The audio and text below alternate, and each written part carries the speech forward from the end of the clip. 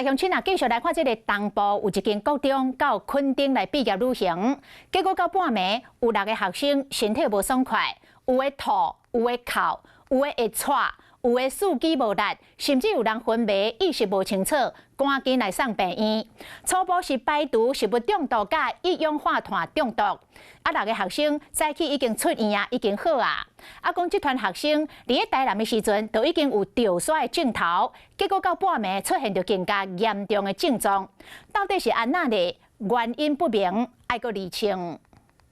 谁跟他同间那个房间的？查某学生倒伫咧涂骹，表情痛苦；其他学生拢伫咧边仔关心。另外一边嘛有人无爽快。听说一进去很不舒服，然后有个男生就是2楼。老师向警方说明情形，唔知影是安怎。几落个学生连烧刷吐，身体无爽快，甚至有人骹手皮皮喘上救护车送病院。至于逛大街之后，外面吃了什么东西我们不知道。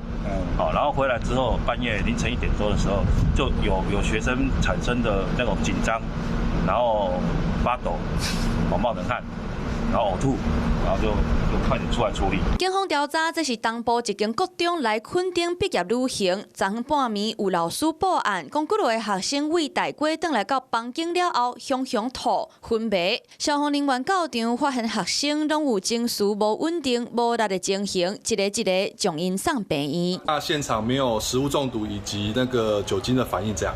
原本怀疑可能是食物中毒，不过治疗了后，初步排除食物中毒，嘛排除一氧化碳中毒的可能。详细的原因，佫需要来调查。目前6位同学经急诊医师诊治后，皆已离院。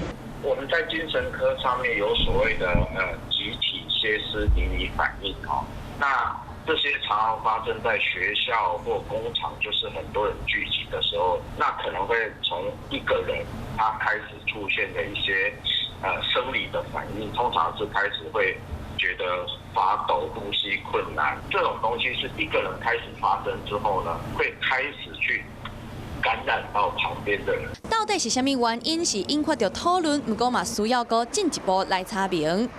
Hello， 我是庄宇杰。想要抢先掌握最及时的新闻资讯吗？赶快订阅、按赞、开启小铃铛，锁定华视新闻 YouTube 频道。